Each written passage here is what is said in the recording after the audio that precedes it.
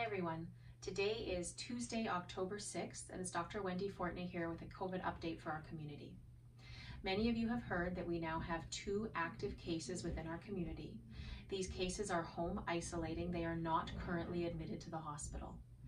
We're having a lot of people who have been phoned and told that they are a close contact of a known case of COVID. If that is the situation for yourself or your family member, you have to remember that the person who is a close contact, that's going to be someone who shares a classroom with a sick individual positive for COVID, or someone who shares a close workplace with someone who has COVID. You are required to remain on isolation for 14 days from the last date of contact with that individual. They should give you those fine details when Alberta Health calls you. Some of you have sought out testing during those 14 days, whether you have symptoms or not.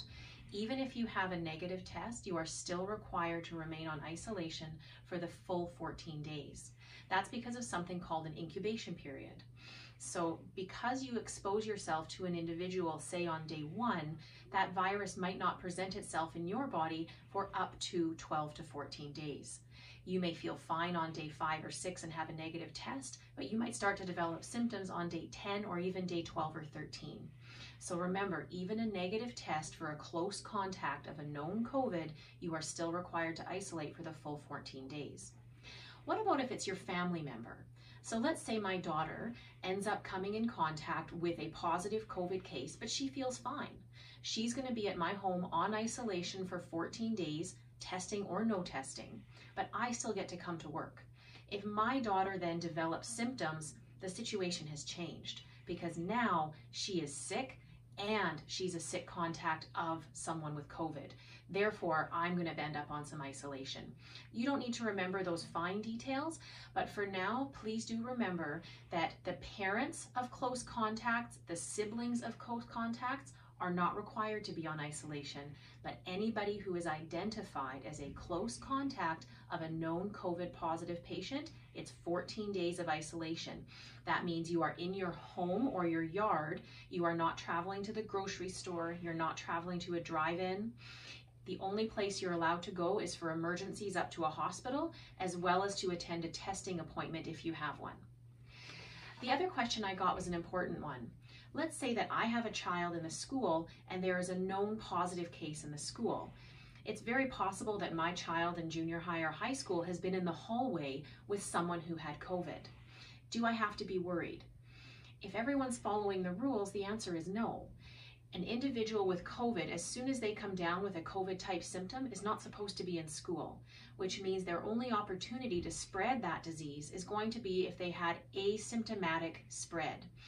Typically that happens only under really close circumstances. These are going to be people who are spending more than 15 minutes less than 2 meters away from someone.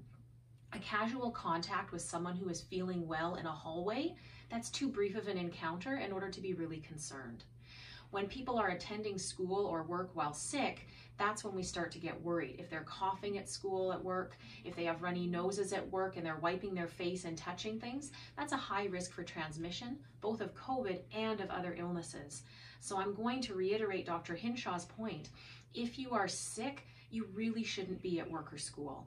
Even if we don't think you have COVID, you might end up spreading that benign common cold around that workplace, and that creates panic and more work absences and school absences. So please stay home if you're not feeling well. But if your child is well, they are more than welcome to be attending school, and all of the other people who are attending school should also be healthy. It's a reminder too to our school students that when you are less than 6 feet away from someone and they're not part of your cohort, you should be wearing a mask in those situations.